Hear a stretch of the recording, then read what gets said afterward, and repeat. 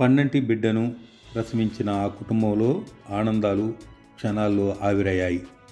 భద్రాద్రి కొత్తగూడెం జిల్లా చంద్రకొండ మండలం గుర్రాయిగూడెం గ్రామంలో పన్నంటి బిడ్డను ప్రసవించి ఆ యువతి అనారోగ్యంతో మృతి చెందింది. బోర్గంపాడు సిహెచ్సి సిబ్బంది తీరుపై కలెక్టర్ జితేష్ వి పాటిల్ ఆగ్రహం వ్యక్తం చేశారు. మహిళలు, బాలికలపై జరుగుతున్న అత్యాచారాలను ఎండగట్టిన ఎన్డీఏ మహాకూటమి ఉమ్మడి ఆంధ్రప్రదేశ్ అధ్యక్షులు మద్దిశెట్టి సామీలు భద్రాద్రి కొత్తగూడెం జిల్లా చంద్రకొండ మండలం మంగయ్య బంజారా గ్రామంలో ఘనంగా బొడ్రాయి మహోత్సవ కార్యక్రమం.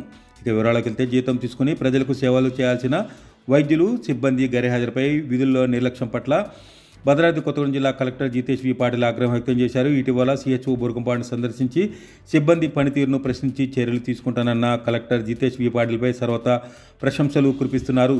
ఇటువంటివి పునరావృతం కాకుండా ప్రభుత్వ వైద్యశాలను అప్పుడప్పుడు సందర్శించాలన్నారు. బాలికలు, మహిళలు, ఆఖరికి వృద్ధ మహిళలపై జరుగుతున్న అత్యాచారాలను ఎన్డీఏ మహాకూటమి ఉమ్మడి ఆంధ్రప్రదేశ్ అధ్యక్షులు మద్దిశెట్టి తీవ్రంగా ప్రభుత్వాల తీరును దుయ్యబట్టారు. ఇటువంటి పునరావృతం కాకుండా అటువంటి వారిపై కఠినంగా శిక్షించాలని డిమాండ్ చేశారు. అశోరాపేట నియోజకవర్గం చంద్రకొండ మండలం మంగయ్య బంజారా గ్రామంలో ఘనంగా బొడ్రాయి మహోత్సవ కార్యక్రమాలు నిర్వహించారు. ఈ కార్యక్రమంలో మండల కాంగ్రెస్ నాయకులు, భోజనాయక దంపతులు, గ్రామస్తులు పాల్గొన్నారు. గుర్రాయిగూడెం గ్రామంలో విషాద ఛాయలు నెలకొన్నాయి. గోదా చక్రధర్ భార్య ఊహ పన్నంటి బిడ్డను ప్రసవించి అనారోగ్యంతో మృతి చెందడంతో ఆ కుటుంబాలు శోకసముద్రంలో మునిగిపోయాయి. అశోరాపేట మాజీ ఎమ్మెల్యే మెచ్చా నాగేశ్వరరావు ఆ కుటుంబాన్ని పరామర్శించి ఊహ ఆత్మకు శాంతి చేకూరాలని ఘన నివాళులు అర్పించారు. డాక్టర్ లేరు, సూపరింటెండెంట్ లేరు, స్టాఫ్ నర్స్ లేరు, మ్యూజియం లాగా ఉంది సిహెచ్సి బోర్గంపాడు. బట్ డెలివరీ ఎందుకు చేస్తున్నారు? మీరు సర్వీస్ ఇవ్వడానికి రెడీ లేదు కాబట్టి వెళ్తాను. ఇక్కడ మీ అందరికి జీతం వస్తుంది, పే ఫిగర్ కాబట్టి మీరు ఆరామంగా ఉన్నారు.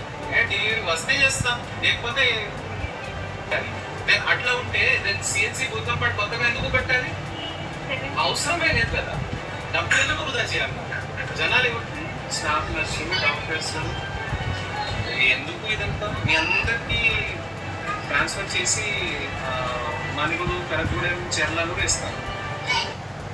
నమస్తే. ఈరోజు ఒక ముఖ్యమైన విషయాన్ని మీ ముందుకు తీసుకురావడం కోసం నేను మాట్లాడుతున్నానండి.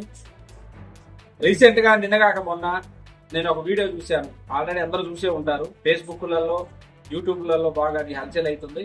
విషయం ఏంటంటే, ఆంధ్రప్రదేశ్లోని కడప జిల్లా మైలవరం అనే విలేజ్లో ఒక 3 సంవత్సరాల పాపని ఒక దుర్మార్గుడు మానభంగం చేసి కిరాతకంగా చంపేసింది.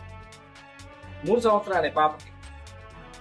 తినే వస్తువులు ఇస్తానని చెప్పి నమ్మింది అమ్మాయి. ఏ అన్ననో, ఏ తమ్ముడనో, లేకపోతే ఏ తండ్రనో అనుకుని వెళ్ళింది. వాడేం చేసిందంటే అమ్మాయిని మానభంగం చేసి చంపేసింది.